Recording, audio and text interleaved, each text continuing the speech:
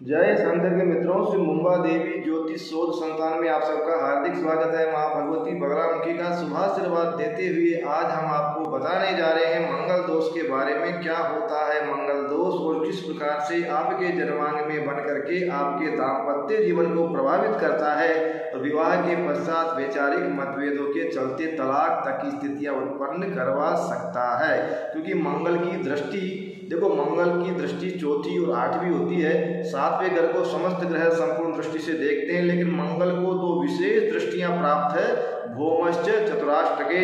चौथी और आठवीं दृष्टि से भी मंगल सप्तम यानी दाम्पत्य भाव को प्रभावित कर सकते हैं। इसलिए कहा है कि लग्ने व्यय च पाताले जामित्रे चाष्टमे कुजे।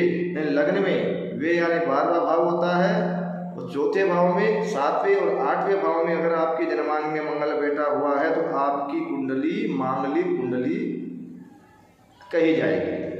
आप मांगलिक हैं। अगर आपके जन्मांग में लग्न में वे यानी 12वें भाव में, 7वें भाव में, 8वें भाव में और चतुर्थ भाव में मंगल बैठा हुआ है तो आपकी कुंडली मांगलिक गुणधर्म की कुंडली कही जाएगी। अब इसका विचार शादी में किया जाना अति आवश्यक है।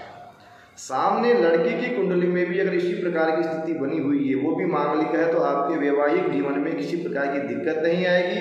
विवाह के पश्चात आपका दाम्पत्य जीवन अच्छा रहेगा। और अगर लड़की अमांगलिक है तो वैवाहिक जीवन में वैचारिक मतभेद चलते रहते हैं। तो ऐसी स्थिति में आपको मंगल की शांति करवानी अति आवश्यक है। क्योंकि अगर आपने विचार नहीं किया, आप मांगलिक है, लड़की मांगलिक नहीं है और शादी हो गई, अब कुछ नहीं हो सकता। अब सिर्फ उसका उपाय आप करवा सकते हैं। उपाय अनेक प्रकार से होते हैं, उसके बारे में हम आगे बताएंगे। तो आपकी कुंडली में लग्ने वेच पाताले जामित्रे चाष्टमे कुजे उक्त स्थानों में मंगल स्थित है तो मांगलिक गुणधर्म की कुंडली बन गई।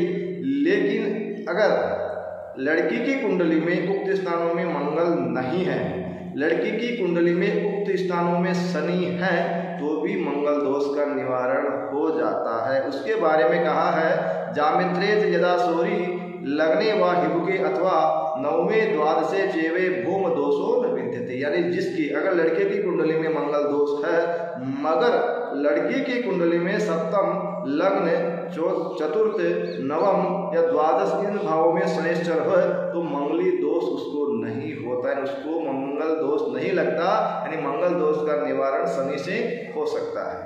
तो मंगल दोष का निवारण हमने आपको बताया। अब इसका उपाय बता देते हैं। अगर आपकी कुंडली में मांगलिक गुणधर्म की कुंडली बनती है और आपकी शादी किसी अमांगलिक लड़की से हो गई, अब कुछ नहीं कर सकते क्योंकि ये विचार तो विवाह के पूर्व होता। अब आप क्या करेंगे? अब इसका किसी भी प्रकार से आपको मंगल की शांति करवानी आवश्यक है। दो चीज़ें मैं आपको बता दूं। एक तो 7 मंगलवार आपको हनुमान जी को तेल और सिंदूर का चोला चढ़वाना है, 7 मंगलवार लगातार। उसके बाद में फिर यानी आपकी जो शादी की सालगिरह आती है, मैरिज एनिवर्सरी, उस दिन आप हनुमान जी को तेल और सिंदूर का चोला चढ़वावें और दोनों पति पत्नी व्रत रखें।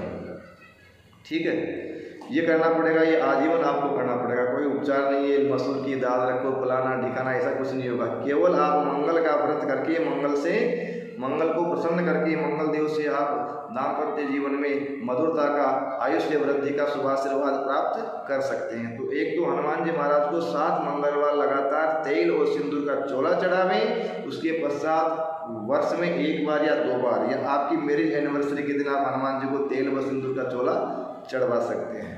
दूसरा मंगलवार का व्रत करें और किसी योग्य विद्वान ब्राह्मण से आप मंगल दोष की पूजा करवा सकते हैं। वैदिक पूजा से 100% फायदा होते देखा गया है। जय शंकर, शुभाशीर्वाद। कल फिर कुछ तो किसी अलग विषय के साथ में राम राम।